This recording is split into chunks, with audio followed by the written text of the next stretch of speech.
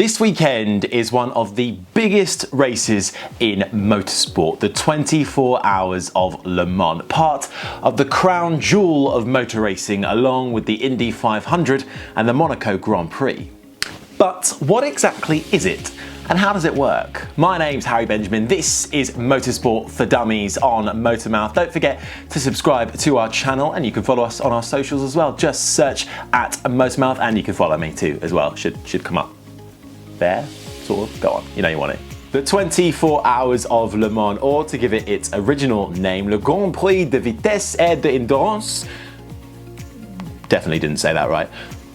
It's probably the world's best known motor race and takes place at Le Sarthe circuit near Le Mans in France. It's been going for pretty much every year, with a few exceptions, since 1923, with competitors lining up to race a full, shock, 24 hours. It also makes up the FIA's World Endurance Championship. It's like the Indy 500 in IndyCar, or what Monaco is to Formula One.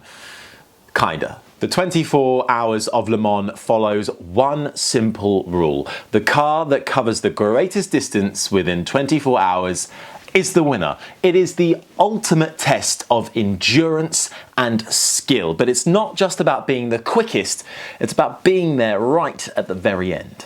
But what do you actually see racing? Well, that's a very good question. I'm glad you asked. At Le Mans, you'll see 4 classes of car go head to head with each other around the same circuit. You have LMP1, LMP2, GTE Pro and GTE Am. Imagine 4 different races going on at the same time on the same track. Kind of gets a bit confusing, but that's why people love it. The top 2 classes, LMP1 and LMP2, are purpose-built race cars. They are quick. They look a bit like fighter jets, but on 4 wheels. They are fast and they cost millions. LMP1 cars are the fastest, and they're a mixture of fuel and hybrid-powered cars. Past winners include the likes of Toyota, Audi, Porsche as manufacturers. LMP2 cars are similar, but they're less complex, less powerful, and not as fast, and they don't use hybrid power, and they tend to be made up of privateer teams. The other 2 classes, GTE Pro and GTE Am, are highly modified sports cars. They're basically beefed up supercars that you might see on the road. We're talking Fords, Porsches, Audis, Aston Martin, Chevrolet, to name a few. GTE Pro is for full-time professional drivers and manufacturer teams. Meanwhile, GTE Am is for amateur drivers and privateer teams. Now, you're probably wondering, surely it's not just one driver that sits behind the wheel for the entire 24 hours?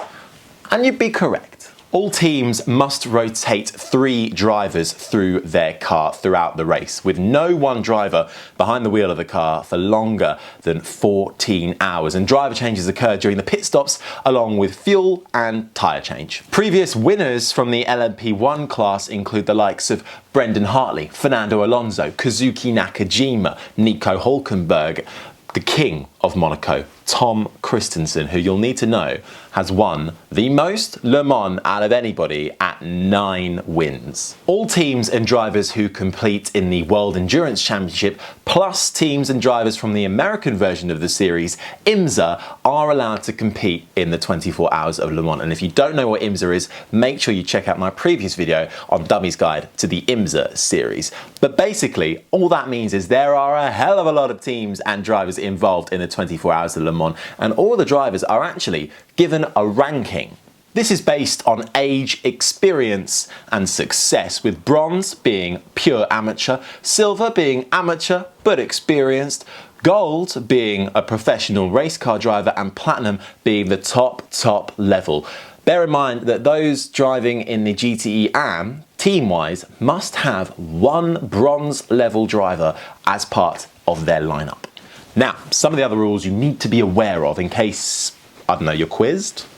Unique to Le Mans is that all teams must be able to switch off the engines of their car when they come in for a pit stop. As well as being safer and less of a fire hazard, particularly when refueling, it's also a test of reliability. Now, the starting procedure, well, basically, traditional times, there was known as a Le Mans start, with all the cars lined up along the length of the pits on the start-finish straight in order of engine capacity. The starting drivers stood opposite their cars, and at the dropping of the flag would then run over to their cars and have to be able to get in, strap themselves up and turn the engine on and pull away without any assistance. And that was how the race used to begin. Now, in the interest of safety and efficiency, it's a rolling start. And that is your Dummies guide to the 24 hours of Le Mans. Of course, there is so much more information available and that I could chuck at you, but for now, that is your basic starter pack to enjoy the wonderful world of the 24 hours of Le Mans.